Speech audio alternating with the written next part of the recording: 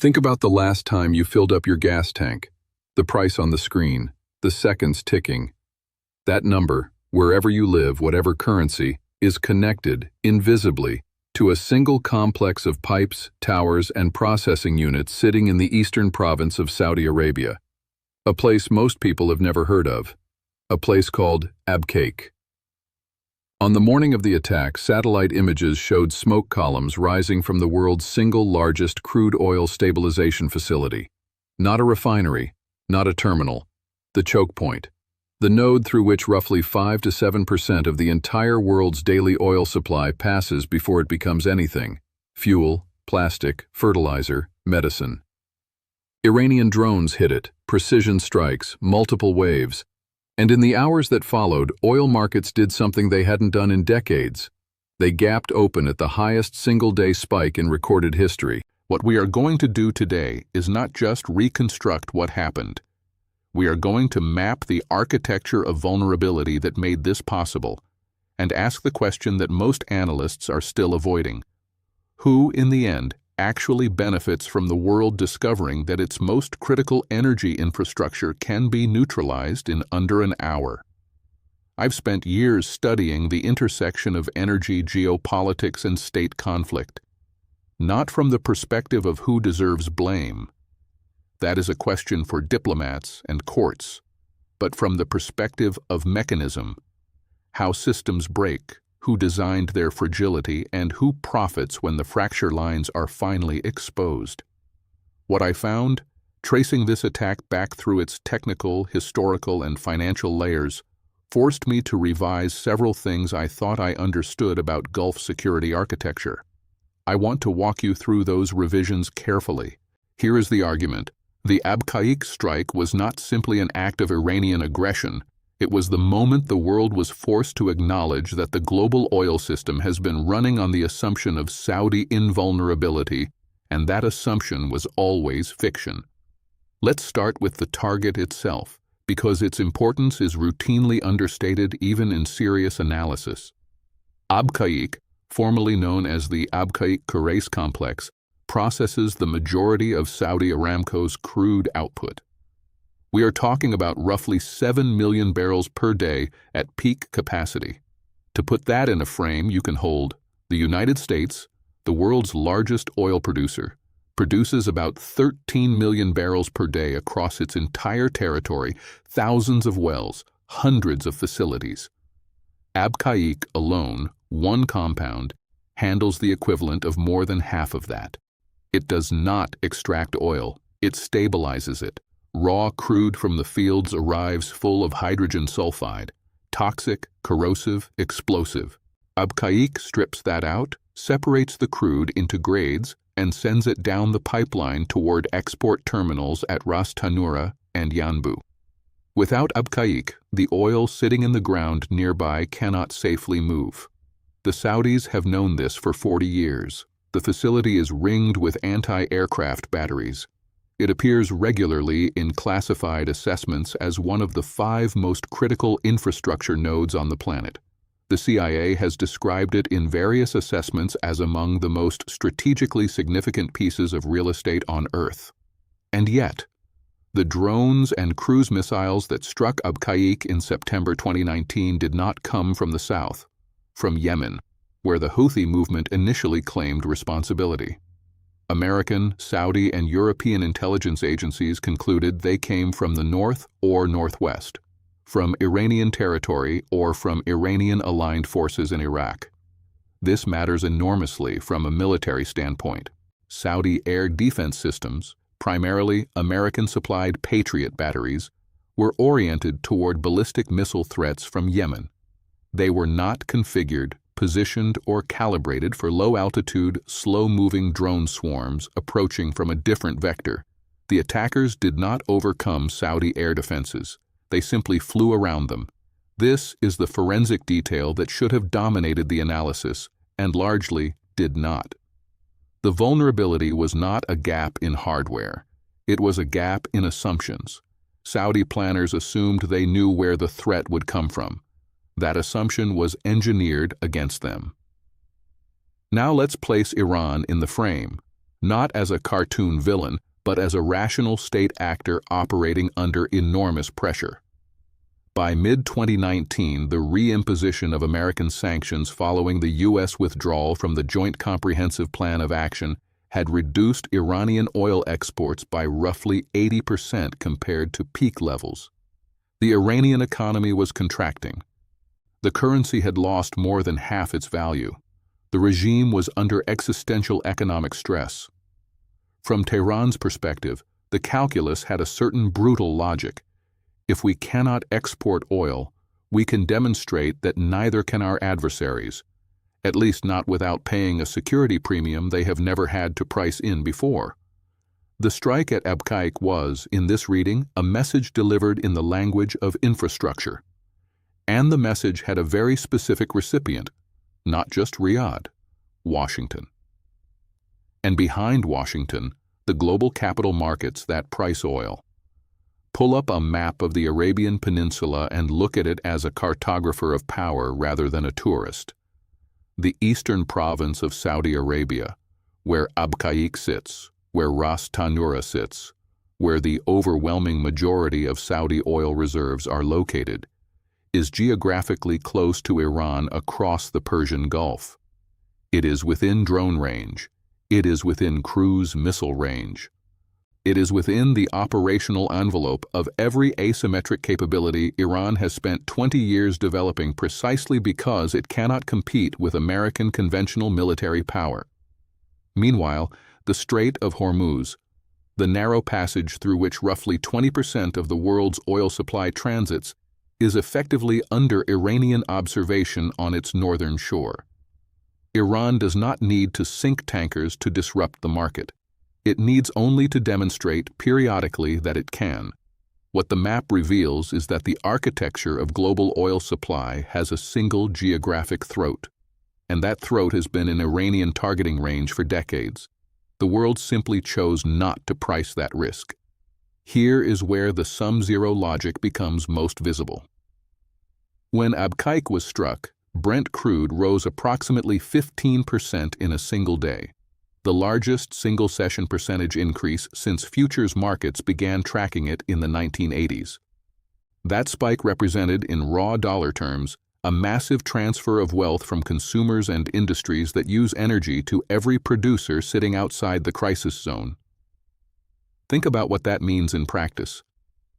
Every barrel of oil sitting in American shale fields suddenly became more valuable. Every cubic meter of Norwegian gas became more valuable. Every Russian export contract repriced upward. The attack on Saudi infrastructure was simultaneously, mechanically, a subsidy to every competing energy producer on the planet. Russia, which had been watching the collapse of the JCPOA and the Saudi-American relationship with characteristic patience, found its fiscal position improve overnight. American shale producers, several of whom were operating near break-even at pre-attack prices, suddenly had margin. Qatar, whose relationship with Saudi Arabia had been in diplomatic deep freeze since 2017, observed the chaos from a position of relative detachment. Nobody needed to coordinate this. The market did it automatically. The attack created winners structurally, without conspiracy, simply by operating on the physics of supply and price. There is a dimension to this event that goes beyond oil prices, and it concerns the psychology of deterrence.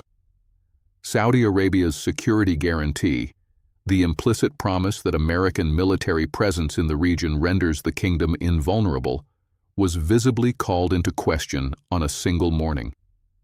The Patriot batteries did not stop the attack. The American carrier groups in the Gulf did not prevent it. The massive intelligence apparatus of the most expensive military alliance in history did not provide warning in time to matter. For Gulf states that have structured their entire security architecture around American guarantees, this was not an abstract geopolitical development. It was a data point. It entered into every calculation about how much independence to maintain, how many relationships to hedge, how many eggs to keep outside the American basket. Within months of the attack, several Gulf states, including the UAE, began quietly reopening diplomatic channels with Iran. This is not weakness. This is rational adaptation to demonstrated evidence.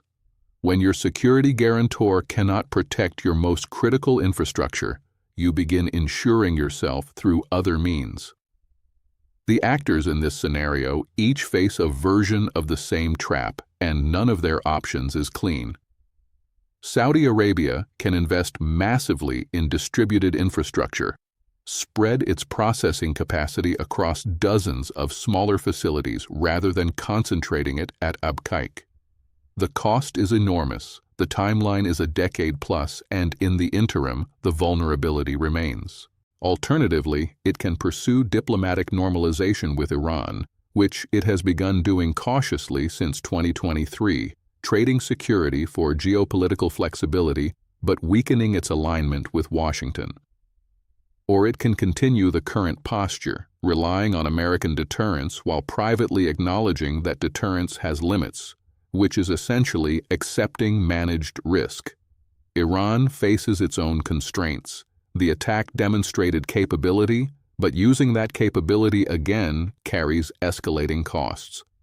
A second major infrastructure strike likely crosses American thresholds for direct military response. So Iran must hold the threat in reserve, which means the leverage is most powerful unused. The moment it is used again, it begins to depreciate.